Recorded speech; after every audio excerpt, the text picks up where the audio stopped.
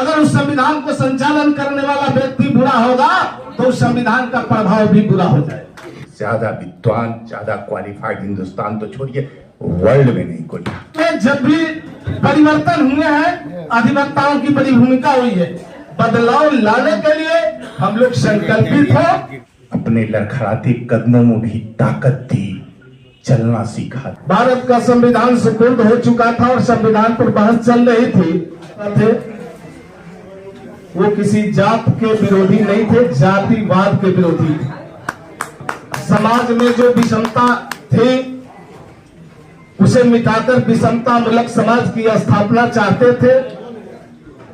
ऐसे महापुरुष के महापरिनिर्वाण के अवसर पर उनके बारे में दो चार शब्द कहना मुनासिब हो जाता है। जब संविधान सभा में भारत का संविधान सुपुर्द हो चुका था और संविधान पर बहस चल रही थी, तो सभी वहां उपस्थित वक्ताओं ने, देश के कर्णधारों ने इस संविधान के ऊपर अपने अपने विचार रखे थे और उन्होंने कहा था अपने अपने विचारों में कि बाबा साहब को बहुत बहुत बधाई, चूंकि बाबा साहब ने जो भारत को संविधान दिया है, जो विश्व में सबसे बड़ा संविधान है, सबसे स्पष्ट संविधान है, सबसे जानदार और शानदार संविधान है, जिसमें समता, स्वतंत्रता, बंधुता और न्याय की बात कही गई।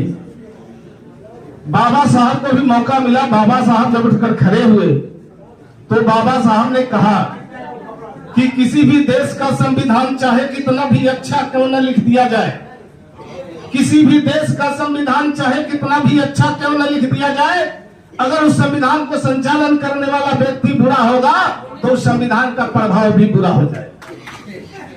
और हमें लगता है इसी कारण आजादी के इतने लंबे अरसे बीतने के बावजूद भी जो हमारे महापुरुषों ने जो सपना देखा था, जाति विहीन समाज की स्थापना की, बंधुता, समता, स्वतंत्रता, बंधुता और न्याय की स्थापना की, उस सपना को पूरा करने में अभी तक हम लोग सफल नहीं हो पाए। इसलिए आज हमें बहुत गर्व हो रहा है कि हम अपने अधिवक्ता साथियों के बीच में बाबा साहब अम्बेडकर के परिनिर्वाण समारोह के अवसर पर हम लोग अपने अपने विचारों को रखने का काम कर रहे हैं। तो ऐसे अवसर पर मैं ज्यादा कुछ नहीं कहूंगा, ये कहूंगा कि ये हमारे अधिवक्ता बंधुओं की एक बड़ी जिम्मेवारी है, चूंकि समाज का प्रबुद्ध तबका है, समाज में अग्रणी भूमिका निभाता है और यही बदलाव ला सकता है। चूंकि देश में जब भी परिवर्तन हुए हैं, अधिवक्ताओं की बड़ी भूमिका हुई है।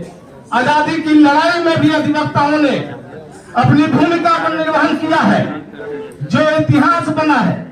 और आज मैं सभी लोगों से यही आग्रह करना चाहता हूं कि हमारे महापुरुषों ने जो सपना देखा कि समता, स्वतंत्रता, बंधुता और न्याय की स्थापना होनी चाहिए, जाति विहीन विषमता मूलक समाज की स्थापना होनी चाहिए, इस दिशा में हम लोग काम करने के लिए, बदलाव लाने के लिए हम लोग संकल्पित हो। इसी बात के साथ मैं अपनी बातों को विराम देता हूं।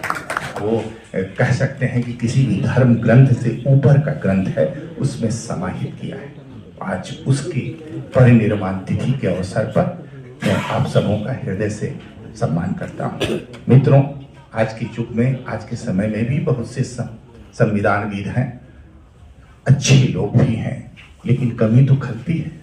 इस शख्स ने जिंदगी के उन कठिनाइयों को झेला है, शायद जिसको झेलने के बाद लोग टूट जाते हैं, चलने की हिम्मत नहीं करते, कदम आगे बढ़ा नहीं सकते।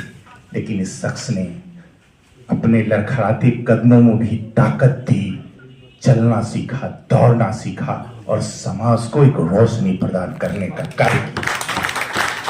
आज जिस संविधान की दुहाई हम सभी देते हैं, सारे राजनीतिक दल देते हैं, उस संविधान की परिकल्पना कभी मूर्त रूप नहीं ले पाती अगर ये बाबा भीमराव अम्बेडकर नहीं होता।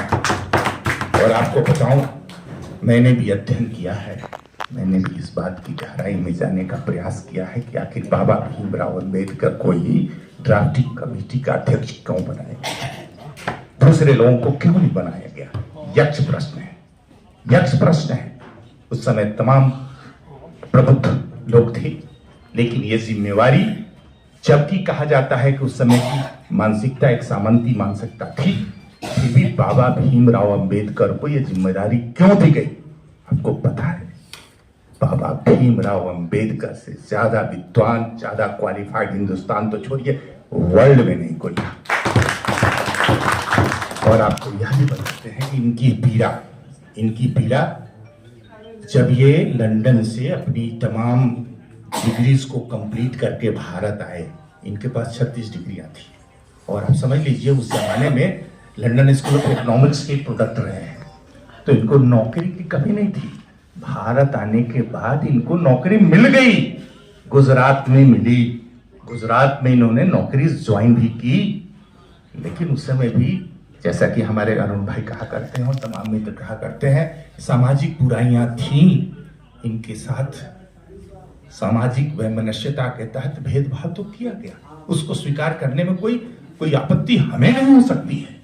उन बुराइयों को दूर करने के लिए हम सबों को एक साथ मिल करके आगे आना पड़ेगा। आज परिस्थितियां बदल गई हैं।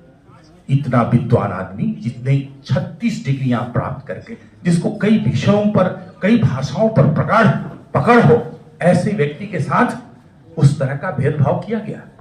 अंततः उन्होंने नौकरी छोड़ दी। लेकिन हमारे अरुण भाई जानते होंगे, उसी गुजरात में एक संकल्प स्थल बनाया गया।